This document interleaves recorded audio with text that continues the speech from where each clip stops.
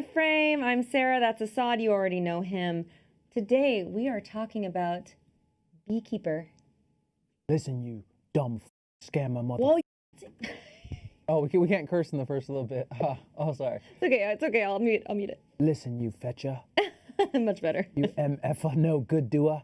It's a great Jason Statham. Thank you. You know, today we're talking about The Beekeeper. The most Oscar-nominated film of all time. Yes. And if you're watching, please input your socials below and your birthday, because we will teach you a lesson in scamming, as the Beekeeper movie so efficiently does. Yes. Okay, this movie, in case you don't know, is about one man's brutal campaign for vengeance. Takes on a national stake. One man's brutal campaign for vengeance takes on national stakes after he is revealed to be a former operative of a powerful and clandestine organization known as the Beekeepers. Putting you on the spot in 10 seconds. What's the porn name of this film? Sting me real good. I don't watch porn. I'm so sorry. I don't know. Sting me real good? I don't know. I'm going to Google that after this pod and see if it's an adult film. I guarantee there is. It's going to be an STD. Sting me real good. What is wrong with me? Who gave me don't put me on the spot. I'm not an improvisational Obviously, person. I'm sorry. One-word summary of this film, Assad. Ready? 1, Yes. 2, 3. Awful. Hive. Oh, Hive. You got to protect the hive. You do got to Awful. protect the hive. Yeah. I go awful. This is pretty bad, man. Well, we are going to have a fun pod because I have a very different opinion. Okay, let's cook. So, Assad, you went to see this movie because your mom wanted to see it and she dragged you with her. No, I thought it was about bees. I have a huge affinity for bees. No, yeah, my mom is huge. Her husband, her divorced ex-husband, was big on martial arts and taught us all martial arts. And ever since then, she's just big into any martial arts / action movie. Anything there's hand-to-hand combat, she is in. So she saw Jason Statham, who she loves, her second favorite Jason, shout out Momoa. True, she does love Jason And she's Momoa. like, Assad, bees are endangered. Jason Statham's hairline's endangered. This is what we need. And she was very excited to go see this movie. My mom is so great to watch movies with, too, because she'll be like, oh, Jesus, like a car crash. My first thoughts on this movie are, let's go! Yeah. My in-depth analysis, let's fucking turn up. Let's go, baby! Get those bees! Fuck them up. Fuck those scammers up. I will tell you, I will preface my review with, I went into this movie knowing exactly what it was going to be. Yeah. Yes. Expect a lot of those fun, smart jokes for the rest of this podcast. And I was like, I'm just going to like it. Yeah, no matter what. No matter And what I happens, did. I'm going to like this film. And I had a good time. Yes. And I had a good time. So I thought this was a documentary about bees. This is a bad time for you. I did. Yeah, I wanted to learn about 80 honey facts. I got 0 honey facts. Well, 1, it's flammable. It's flammable. One thing about honey, it's flammable. We had seen the preview for this, and I was like, Assad kept being the same as Aquaman, although I did win that battle. We didn't go see Aquaman. We did not. He kept saying, gonna do Beekeeper for the pod, gotta do Beekeeper for the pod. And I was like, no, man, no, not a chance in a hive, in a honey hive that we're going to do that. And yet here we are. So he won this one. There was a lot of action in this movie. There was a lot of bees in this movie. And there was a lot of Jason Statham in this movie. What's not to love, Assad? What is not to love? There was a lot of vape lord douchebags in this movie. Yeah. Getting their asses kicked. So that's fun. I love that. I love watching douchebags get beat up. I think we're like really coming down hard on the vape community. It's a serious addiction. Some people look really cool doing it. Well, I think we leave the people that vape alone, man. Let them vape. I appreciate a douche flute. Have you ever hit a douche flute before? No. You've never hit a vape? Oh, no, Sarah? I have. And I coughed for 30 minutes after. And it hurt so bad. Oh, yeah. My little virgin lungs. Remember, I was peer there was pressured. one time me and Sarah got done. We wrapped a season of our show, and we forced her to smoke a blunt, guys. Her first blunt, right? Peer pressure is real. How'd that go? Not great. Not great for Sarah. My eyes were like this. And that's all I felt. I just felt like I couldn't open my eyes. I didn't feel like good high. I just felt like and then my throat was on fire for 3 days. Sorry. I've never smoked anything before. Yeah. Really. So I've got virgin throat. Virgin lungs. First Acme. Assad, what do you think the filmmaker was trying to say with this movie? I think that in today's society, we don't spend enough time highlighting. You can't make me. I can't drink this hot coffee in front of my computer if you're gonna say stuff like that. I can't do it. I gotta put it away. I think what this film does is that it gets creative in who the villain is. And usually this movie doesn't do that. It's usually like just some badass who kills for no reason. This is actually kind of creative. It ends up being in the bedding of like a terrible movie. But it was still fun. But it's kind of cool to be like, oh yeah, an old lady got scammed. I do have a big issue with the old lady getting scammed, but tell me why. Black people don't kill themselves. Oh yeah, that's fair. Especially after like 30 minutes without even a phone call to the bank. Yeah, Felicia Rashad plays the old lady who gets scammed in the beginning. $2 million has gone like that because of a phone call. Then she kills herself. Black women are the strongest person in America, right? That's the least. Now here, okay, we should be sensitive about suicide. I shouldn't be doing this bit. It's a bad bit. I'm sorry. Spoiler alert, I'm a bad person. Everybody commits suicide. It's very, very serious. I'm sorry. But can we go back to joking? Black women don't commit suicide at 75 years old after getting scammed. At least they investigate. At least they throw the paper at somebody. And by the way, presumably this woman is just like very, very smart and doing very well for herself because she's like managing a fund for a charity and she lives in this like big, beautiful home on this big property. So I didn't buy her as someone who's like, okay, I'll click the button and then like not say, okay, we can go and get the police involved. And her daughter's in the FBI, so she didn't want to call her, okay. The story, the plot is, loose. Yeah. It's loose. This will be the only time I say this. Don't cast a black woman for that role. She still looks like she's 50. She's still like she's with it, Very true. She's like she's about to go play pickleball. And also, I would. She's gorgeous. Yeah. Still just like alive and kicking. She's not single. I mean, maybe by choice. I do think 10 years ago it was our parents getting scammed, but the scammers have gotten a lot better nowadays. Have you been scammed yet? No, but when I was at Christmas, I'm sitting across from my dad at breakfast. Hi, Rick. You don't watch these because you don't know what YouTube is, but. I'm sitting across from my dad at breakfast, and he answers a phone call. He's like, hey, how you doing? Haven't heard from you in a while. And he talks to this guy for a solid 3 minutes while I'm sitting across from him like, cool, fuck me, right? I'm just like flew in from LA, and you don't want to talk to me.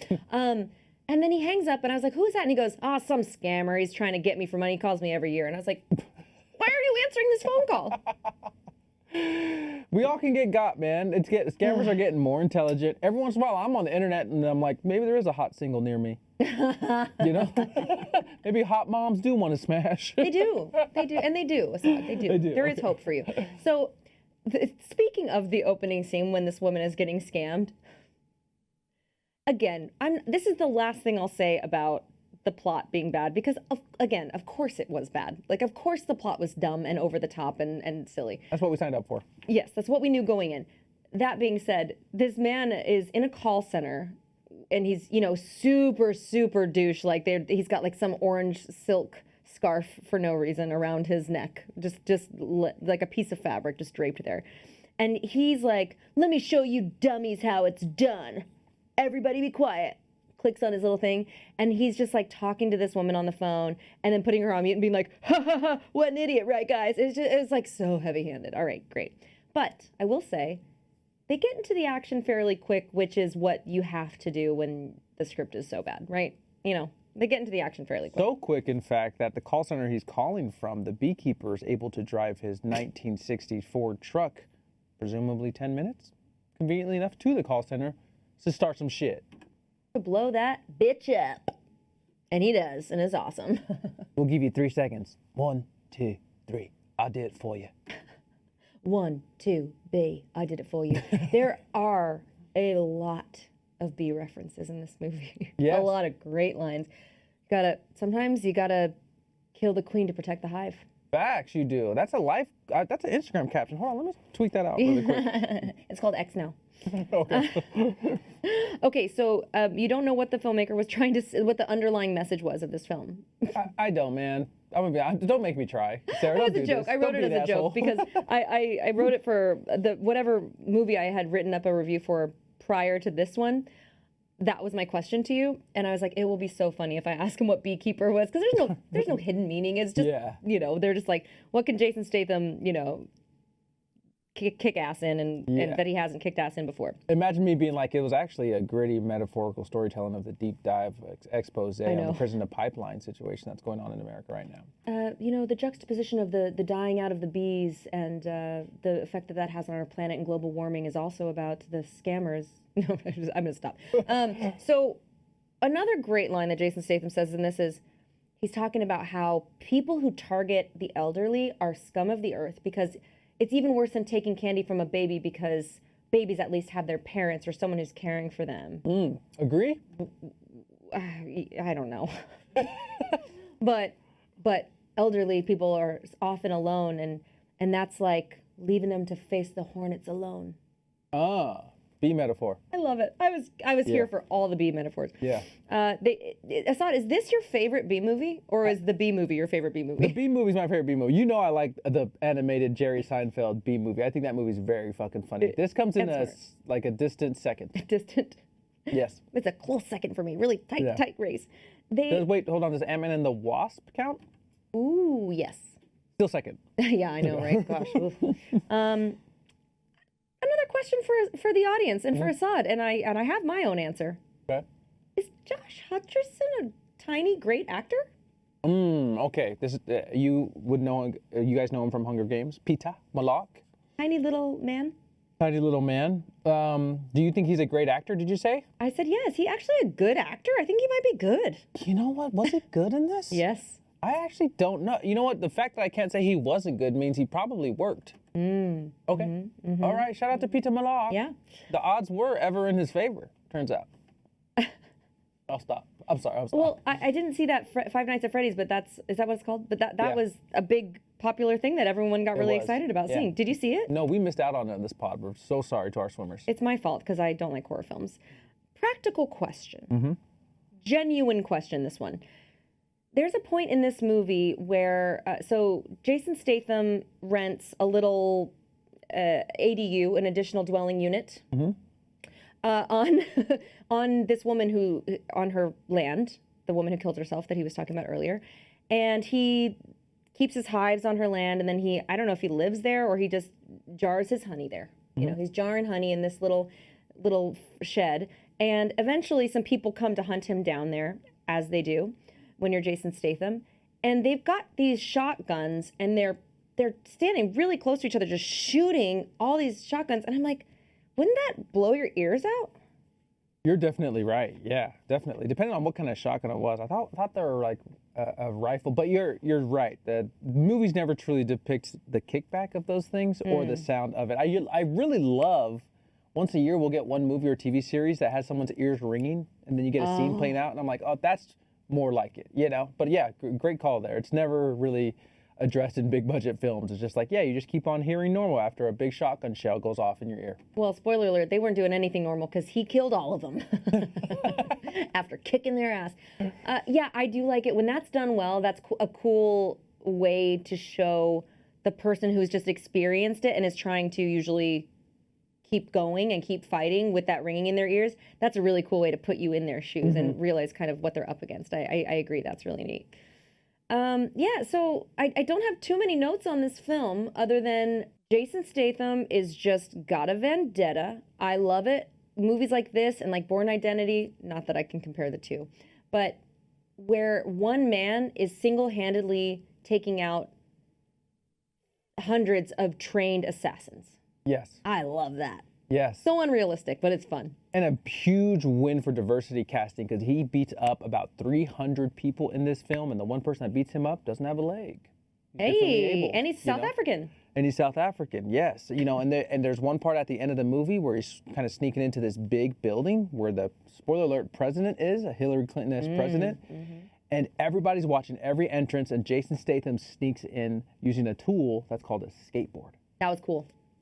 I like that. You like that? Yeah, Okay, I thought that was cool. You did. Well, I mean, it wasn't just a skateboard. He kind of like got into a truck from underneath, and then he put on the gear. I thought it was cool. I liked this movie. I thought it was fun. There's a lot of big fight scenes, and they're pretty brutal. The one that Assad was just mentioning, I did like. Did you notice Of course you did. But the way that they structured this film was like a video game almost. It was like he had to get through the little bosses to get to the big boss at the end. Yeah. And then finally he was able to win, you know? I thought that was really cool. Keep going, expose the corruption, I think, is the log line. So that's exactly what he did. Wait, what? Expose the corruption. He had to keep going. Yeah. Kill your way to the top. He did, and boy did he. I'm giving this movie a lot of shit, but seeing it through my mom's eyes, because being able to see it with her, I'm like, this is a good movie. It's, you know, no one goes in here expecting something that this movie wasn't. You know, like my mom actually enjoyed this film. You know, and so to be able to get lost in it for 2 hours to see how she enjoyed it, it's like that's the perfect person to view this film. And me going with her, I was like, I enjoy this shit, man. It's ridiculous, but I enjoy it. It's kind of like John Wick, you know. And I keep comparing this to like really fun, really a lot maybe better action films, but it's kind of like that where you're like, man, I'm not in this for the plot. I'm not looking for holes in the storyline. I'm not looking for great actors. I'm just looking for, you know, some cool cars and some explosions and fight scenes, you know. I did have one little nitpick about it. Is it a Thorn? It's a Thorn. Okay, let's go. Let's hit it. Rose and Thorn. So my rose is in the third act of the film. Are you ready for this? This is the boss before the big boss. Okay. So the first boss is the guy with the silk orange scarf, right? Yes. He sadly does not make it. He is tied to a truck and thrown into the river. Fingerless. Fingerless, of all things. What a way to go. The second boss is he works at the call center in Boston. So they're higher, they got more people working there. They're scamming way worse people. They're scamming way more older people.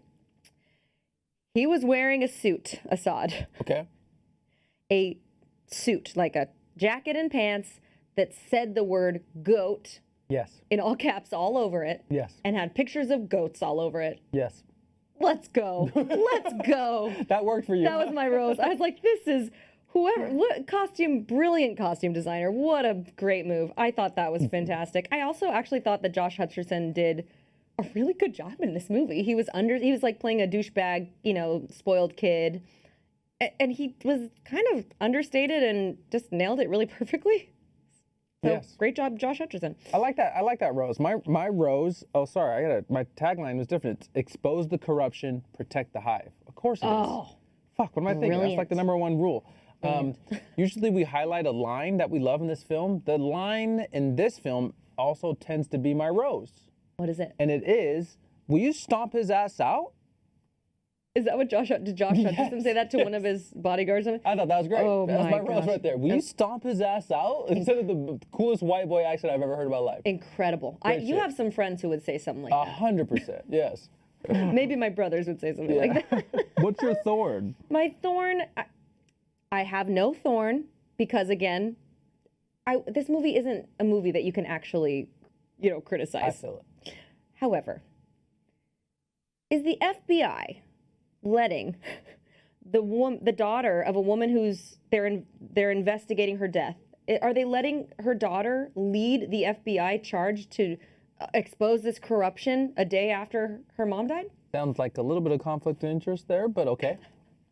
And she's just like drinking whiskey out of a cup of coffee a la Denzel in Flight, and we're just like, taking the death really well. all right, you know? Yeah. And she's just like, I care more about my job than my mom. Let's expose some baddies. And you're just like, all right, I guess. But I did like her. She was a cool actress I've never seen in anything, so that was cool. That was cool. She was great. That's my thorn too. I can go for a lot of coincidences in a budget movie, in a slow budget movie like this, where it's like, okay, maybe an old black lady killed herself. Maybe she had $2 million she wasn't doing anything with. Maybe his old truck went to the call center that was 2 miles away. But the old black lady's daughter is an FBI agent too. That's one bridge too far for a side. Yeah. One bridge too far. It could have been like, you know, it could have been not her daughter. It could have been, instead of that, why didn't they just make her like someone who, oh, this lady reminds me of my mom, and this is why I have, you know, whatever. Yes. Come on, I'll write your next movie, Jason. You know, the real thorn here is that when I was 22 and Jason Statham sent his manager or bodyguard or assistant over to ask me if I wanted to go home with him at the club, I said no, and that was a mistake on my part. Where was this at? Club I worked at in Hollywood. Oh, so you were at work. Uh-huh. And I said, what is this, high school? Why doesn't he come ask me himself, is what I said. Well, it's tough to ask you when he's busy protecting the hive. True. If I would have known, I could have been the queen bee. No kidding. So you just said no off instinct, huh? Well, what I said was, why isn't he asking me himself? I just thought that was so lame. I don't know. I was 22, man. I regret a lot of things in my life. This is this is the number one thing. Doing it over again, would you have said yes? Yeah, I could have been in this movie, man. Oh, okay. I think that's okay. Wasn't looking for the right answer there. No, okay, no. I wouldn't have done it. Double feature. I'm going to start because you showed me this film. Mm-hmm. It's called Lock, Stock, and Two Smoking Barrels. Oh, no shit. By Guy Ritchie. And I really thought that was such a cool, fun film. And I think that is the elevated version of this, obviously with a little more money, a little bit better of a script, a little bit better of a director. That's my double feature. What's yours? My Octopus Teacher on Netflix. If you're going to talk about the nature and the effects of... What, sir? Well, if you're talking You really thought this was a documentary? You're so dumb. Get out of here. I was trying to learn about nature, fam. I hate you. You know, I work about nature. Guys, I work hard. I work hard on these. I type up notes. I'm doing all sorts of stuff for these pods. And then Assad comes in and says dumb stuff like that. I'm sorry, man. I thought that'd be funny. It was very funny. Right, I liked it. I liked it. It was really funny. And it was a nice callback to the beginning of the pod. And we're going to wrap it up nicely with two gummies. Ooh, okay. Because, again, we went in knowing we were going to like this film. Yes. We're not shitting on this film. Did you... It would be our fault if we did, you know? We did, yeah. Did you go through trailer trash really quick? We don't even have to say a bad trailer. I just wanted to see if you had any good trailers for this. I didn't have anything really new. It was just Champions, which is coming back after the strike. Champions is coming back, so I'm excited to see that. I think that's called Challengers. Oh, I'm so sorry. Challengers. Thank you so much. And have you helped me out yet on whether Zendaya is sexy or not? Zendaya is mommy. Okay. All right. Okay. She could do no wrong in my eyes. And yes, sexy, cute, cool, whatever she is, she's all of it. Speaking of sexy, cute, cool, can I get your take on Furiosa? I don't know what that Mad Max? I haven't seen a preview for it yet. Okay, never mind. But I do know who's in it, Anya Taylor-Joy, because you told me that. And my least excited is your favorite, the kingdom of the planet of the apes of the apes of the Let's throw of the in there 20 more times. The kingdom of the planet of the apes It of the bothers him so much, and I love it. And do you know those movies make a lot of money? I assume they're making them for some reason. Okay. I thought maybe they were really cheap to make and then people go see them, is what I assumed. But maybe they're not really cheap to make. I have no idea. The monkeys were on strike. You have to pay them a lot of money now. They got a good contract, better than ours, huh? Yeah. Better than SAG's. All right, my friends, thank you for entertaining us on this silly movie, this bee movie. And thank you for joining us. Thank you for listening, watching, however you were here today. We appreciate you. Thank you very extra specially to our Patreon and YouTube subscribers. And we will see you back again here very soon. Bye, guys.